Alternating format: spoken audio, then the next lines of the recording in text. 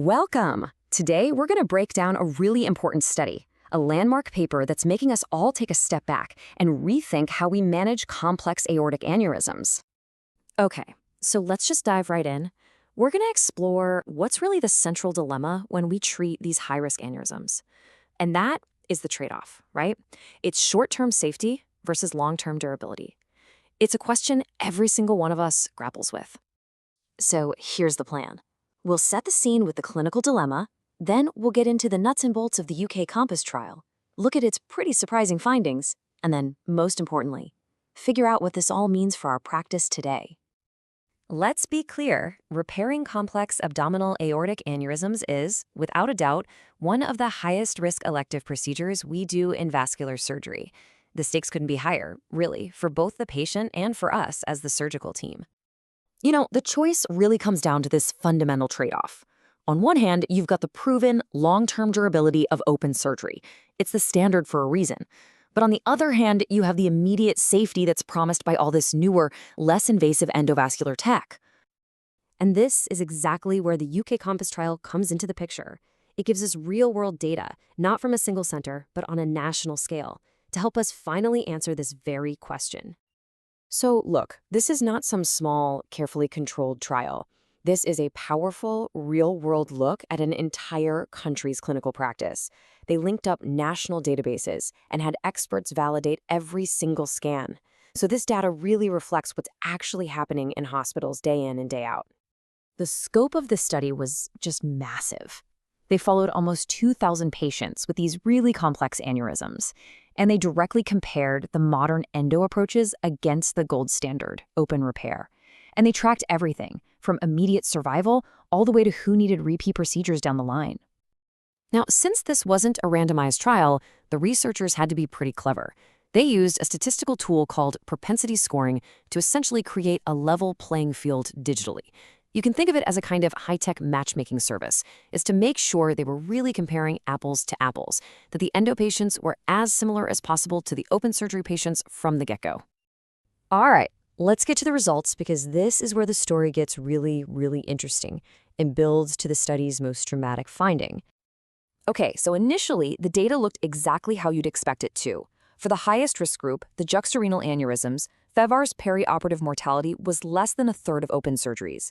That's a huge and statistically significant early safety advantage, no question. And yeah, this just perfectly illustrates what we all thought would happen. A much safer start for the less invasive approach. Patients got out of the hospital quicker, they had fewer complications, they needed less ICU time. I mean, it really looked like a total slam dunk for endo. But, and this is the big but, here's the plot twist. After about a year, that survival advantage completely flips on its head. The lines on the graph literally cross, and by 3.5 years, it's the patients who had open surgery who were actually doing better. The early win for endovascular just, well, it vanished.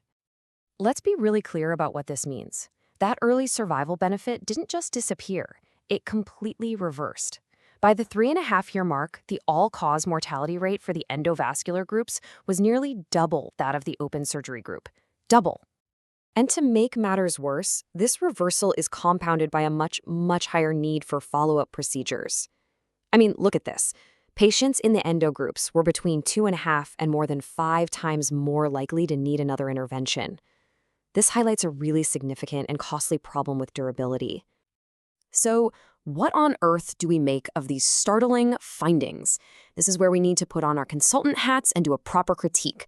We have to look at this evidence with a really balanced perspective. Okay, first, we have to acknowledge the study's immense strength. This is real-world data from an entire nation, not some cherry-picked group from a high-volume center. But at the same time, we have to remember it's an observational study. It can't fully eliminate the bias that sicker, frailer patients might have been guided toward the less invasive endo repair, which, could partly explain that worse long-term survival. So let's connect all of this directly to the latest clinical guidelines. What does this mean for our decision-making right now at the bedside? What's really fascinating is how well this study reinforces the current European guidelines. It confirms that a tailored approach is absolutely key. FEVAR is the right call for those true juxtarenal aneurysms, where that early safety benefit is just so crucial. But for other complex cases in fitter patients, open repair is still a very, very strong contender. And critically, this is a huge red flag against using standard EVR devices off-label in these tough anatomical situations. Ultimately, I think UK Compass serves as a masterclass in this critical trade-off. It's not about one procedure being universally better. It's about having a much more nuanced, patient-centered discussion about what really matters most. Is it a safe start, or is it a strong finish?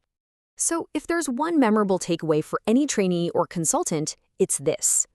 For a safe start, especially in that true juxtarenal anatomy, FVAR is proven. But for a strong finish, for that long-term durability in the right patient, open surgical repair remains the undisputed champion.